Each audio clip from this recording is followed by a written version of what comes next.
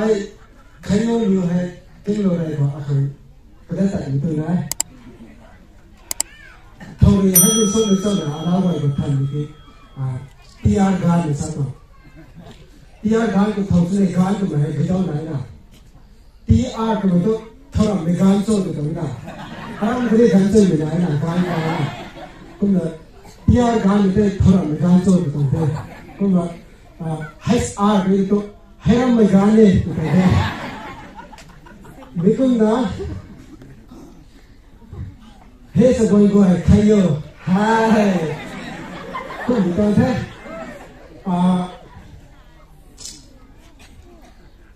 sai cái này nhiều người phải sai cái bản thế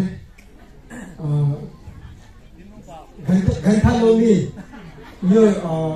để mà nói ta thay cái gì còn mày nó còn nó đẹp ra thế nó cái này số cái mà cái phụ nữ nó có số cái gì cũng có nó biết đẹp hơn ra thế nào nó đẹp như là nó tí thu cũng là nó đẹp vì là mình tôi nó tí mà nó đẹp mình cái nó tôi tí không sao với tôi đây hay không mà cái phụ lão số mày dân mông vấn đề này đấy hay cái phụ lão thì áo sẽ đi sẽ nói tôi là thay gì thế cái phụ lão là dân mông cô này tôi phải nói với làm thay là thay gì không thì sakan toàn của thằng làm thay không là ta sakan này có vấn thế làm thay gì vấn thế không là và cái ta không là ta gạn giá hay là gạn tiền gạn là cái cũng mà sẽ đi gạn này nếu không mà anh ấy cái hiểu mà không ta không giống như thế không là apu rong không bao giờ tidak không là apu đó là cái ta tu mà cái hiểu này có giá hết gì nào không apu là cái con gái atau giải để kia cái hiểu này sao mà cái hiểu một sự càng đúng cái này hiểu gì thế hay có mình này cái ai biết hỗ trợ người ta được stay khát hơn cả như thế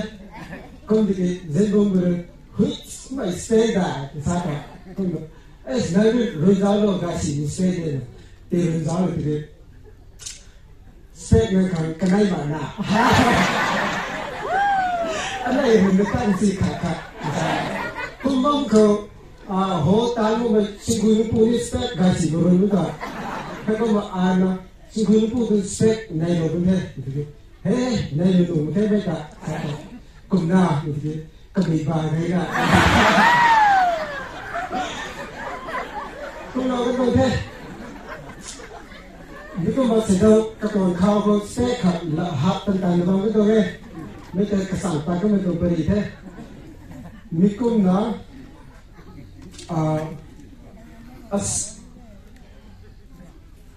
lần dulu kenasan tu kumia cái chính phủ lệ các cấp phái kenasan tu cái chính phủ lệ thay luôn cái này cấp phái cái thứ này là các kalan ta cái gì thế ta cái là có những cái bukan si bang tu cũng là những cái bukan si này mình sai rồi ta đây là cái đập tu giải người ta cũng thế họ ra cái nhiều hay cũng là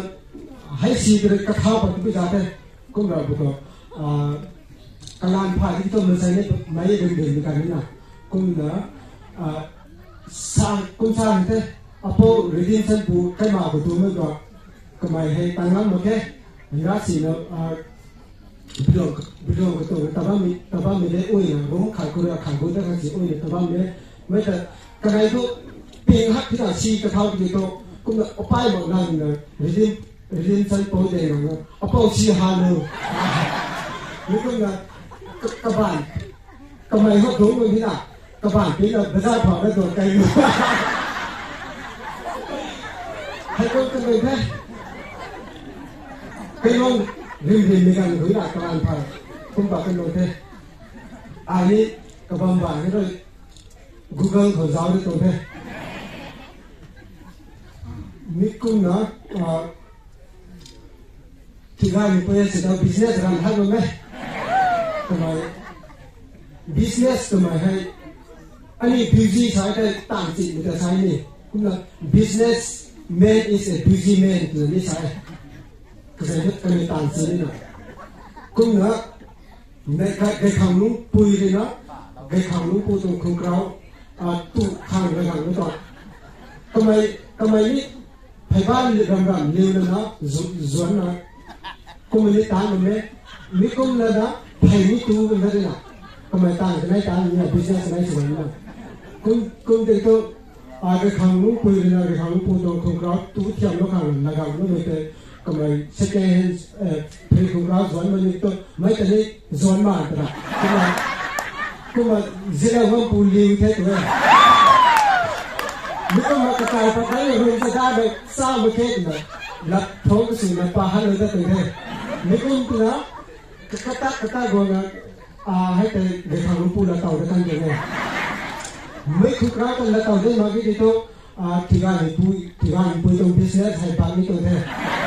cái gì tôi luôn rồi hay mang cái thế nào hay cũng người ta cái gì tôi thế cũng đơn là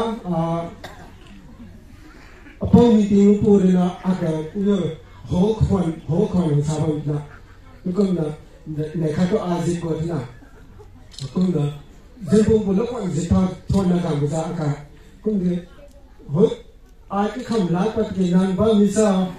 thay cái đó ai hối cái dịch là thế hay đâu tới cũng thế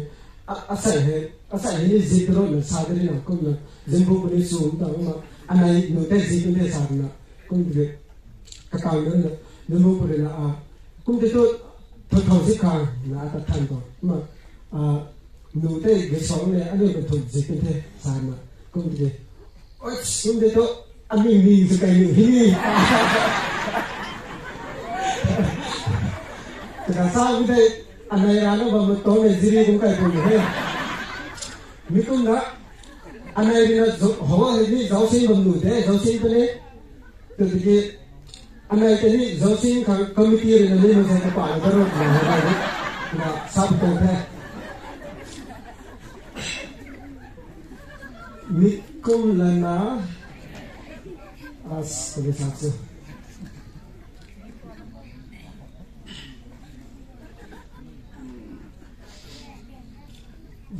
dân quốc của hai December dan gue tu nak ram thai hak mute kamai akala kapilau ni than ko mate sakan pa pho ai ram thai ke the na sa ko mate som ni na chen ka kha khu ni na kamai ka bang bi ho ta ma ko roi sam ko ani mo sai le khunga yan to nei la ni na the ai ke the kun na ne ka dễ này thôi anh ấy xem cái khác cái sầm thế rồi cái ai khôn rồi này khác to ai ta tôm một cái để mà cái này ai bố nào cũng coi được cái ground cái này ai cái thu thôi thế ta được không nào cái con nào hay lúc ta ai ta đâu thì mà thế con nào nan ai ta mình nan to ta thế ai đấy khôn rồi hack thế cái tại là chúng thế được là thế được thế cái con nào nan thu ai cái ground ta đi ra này con nào tuần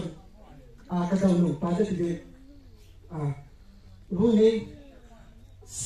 bữa nay gì mà tôi ai cứ nào vậy thầy nên tôi cắt tiết được mà hay cũng là cái tôi thế cũng là cái gần gà nhà nó đi giáo nó có xây đó hai cái đồ này rồi đấy cũng cái thế xem này còn lại cái tiêu cũng một cái mà dài dần thế